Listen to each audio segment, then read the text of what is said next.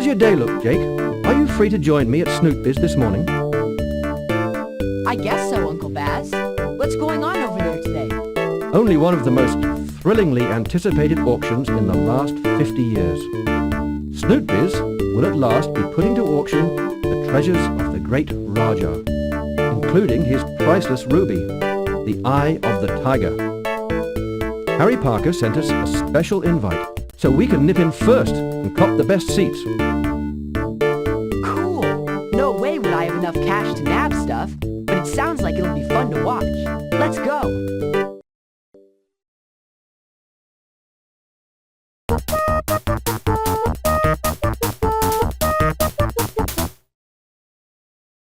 That's weird. The sign on the door said auction postponed, and they haven't set up the chairs or anything. What's going on? Ye gods! The humiliation! The priceless Eye of the Tiger stolen right out from under our noses. And who, may I ask, is this fiend McCavity? McCavity!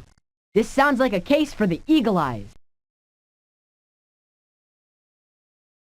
This is madness. An outrage! I can only assume that the special security team we hired to guard the ruby was bought off by that feline-obsessed pilferer McCavity.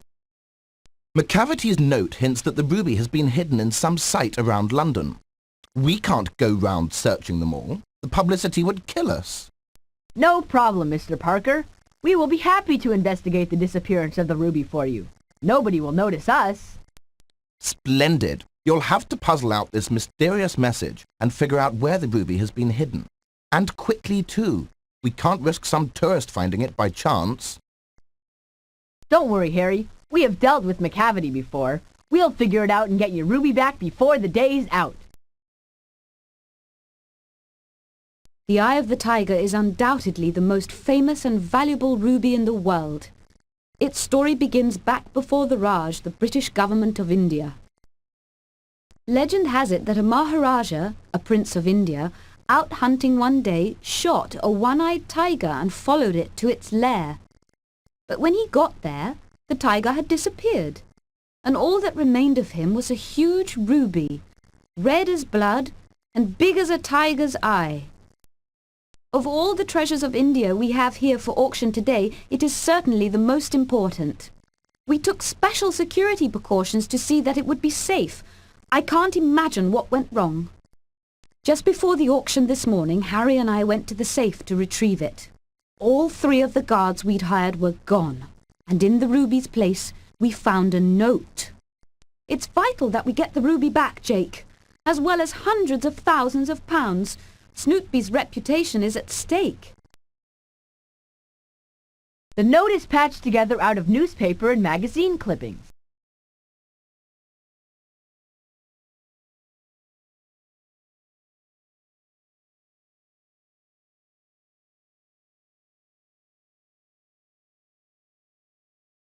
Sounds like gibberish to me, but knowing McCavity, it probably all points to the place where we'll find the Eye of the Tiger. Hey, look at this! McCavity's note is pasted on the back of a book cover. The book's title is The Elephant's Child by Rudyard Kipling. Maybe that's a clue too. We could find out more about him at the British Museum's library. Harry and I have been pondering the note all morning. I think the Star of India is that huge diamond in the crown jewels at the Tower of London. But I'm sure he's hidden the ruby at Madame Tussauds Wax Museum. The man who would be king? They have plenty of kings there, and queens. And stars too, for that matter. Don't worry, we'll run around to those places and see what clues we can find. We'll go to the zoo too. I'm sure we can find an elephant's child there.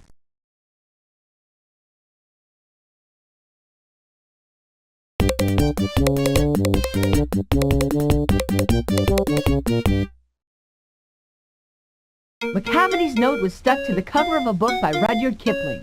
This would be a good place to find out about him. Okay, what kind of book should we look in to find out about Rudyard Kipling? Select the book that would tell us the most about the writer Rudyard Kipling. Right, the biography book is the one we'll want to look in first.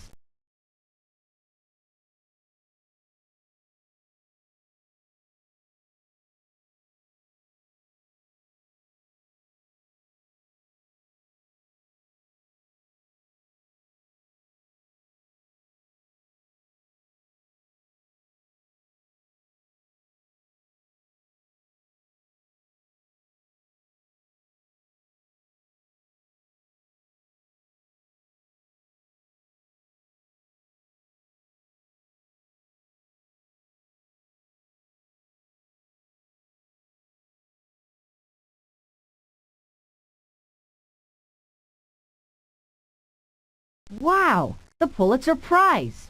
Kipling must have been a real star writer to get that. Here's a book about India under the British Empire.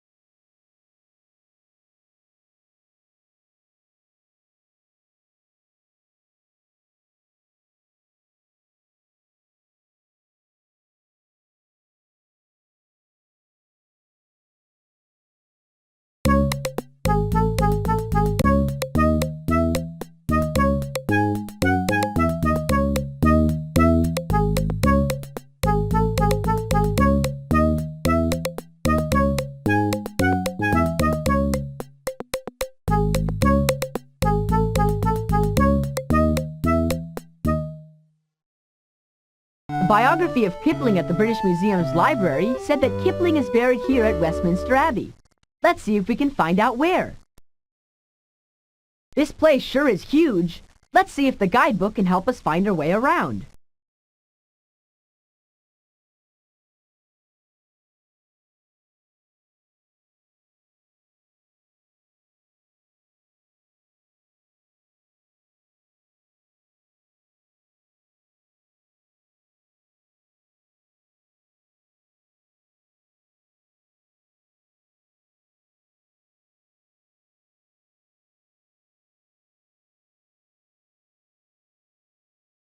What a weird-looking chair! The plaque says Coronation Chair of Edward I. Let's see what our guidebook has to say about it.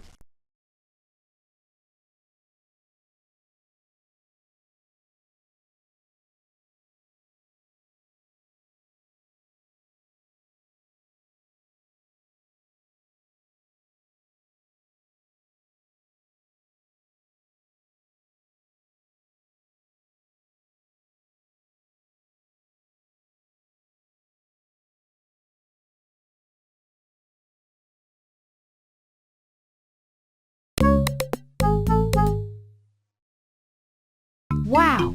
Check out all these jewels! I can't even believe they're real! This sure seems like a good place to stash a famous ruby. It'd be right at home here. A Star of India? Well, we do have some rather spectacular stones from India in the collection, Jake, but we don't have one named that, precisely. We do, of course, have the Stars of Africa, the huge diamonds cut from the largest diamond ever found. That may be what Sandra Trent was thinking of when she sent you here. Some other great diamonds are from India, though, like the Koh-i-Noor. It's the oldest diamond in the collection, and one of the most mysterious. The guidebook says the crown jewels contain some of the largest and most famous precious stones in the world.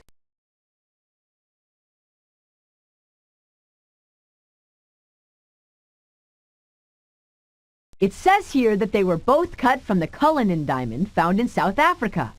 I guess that's not the Star of India we're looking for.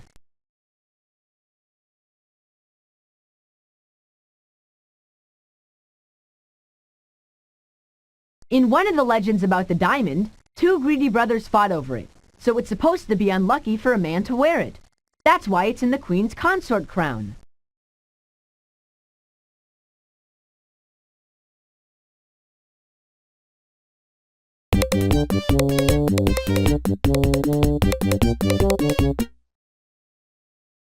There's an elephant's child right now with Mr. Potter.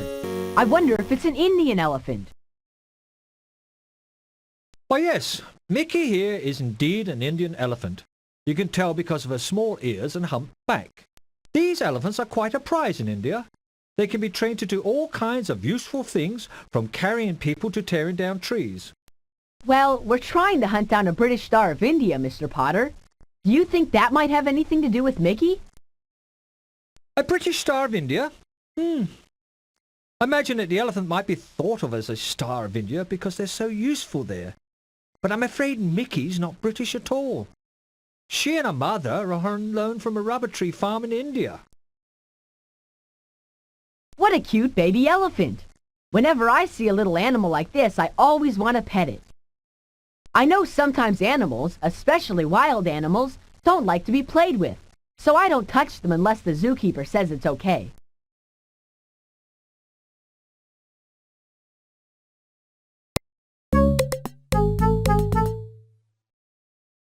If the ruby's here at the Wax Museum, anyone could find it. This place is always packed with tourists. Let's ask Mrs. Dunbar if there is any connection between Madame Tussauds and a Star of India or the man who would be king. Of course, lots of our displays here are kings, and even more are stars. Madame Tussauds Wax Museum has thousands of wax models of royalty, film stars, and other famous celebrities. Actors of the stage and screen fill our displays. I can't remember any that would fit the category of a Star of India, though. Do you have any famous people from India here? Certainly. Probably the most famous is a historical figure, Mahatma Gandhi. He was a great leader during India's struggle for independence. I suppose people might say he was a Star of India.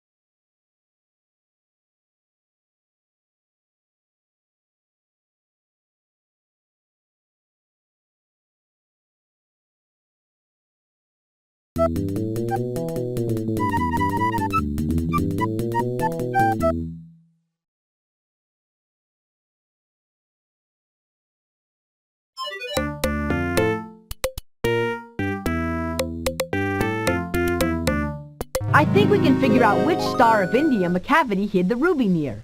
Pick the clues that show which star will guide us to the eye of the tiger.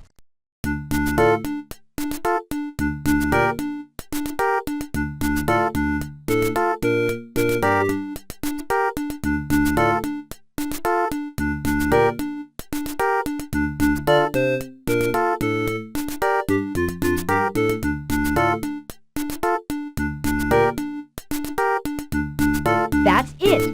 Now choose the British Star of India that you think the ruby is hidden near.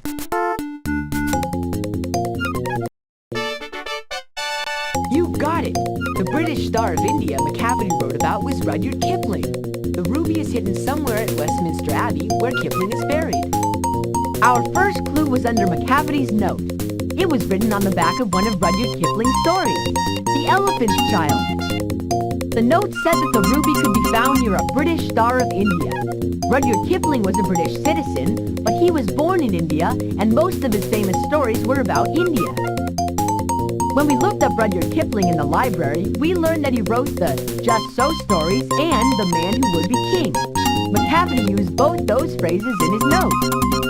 We also learned that Kipling was buried in Westminster Abbey, and that's where we found our final clue.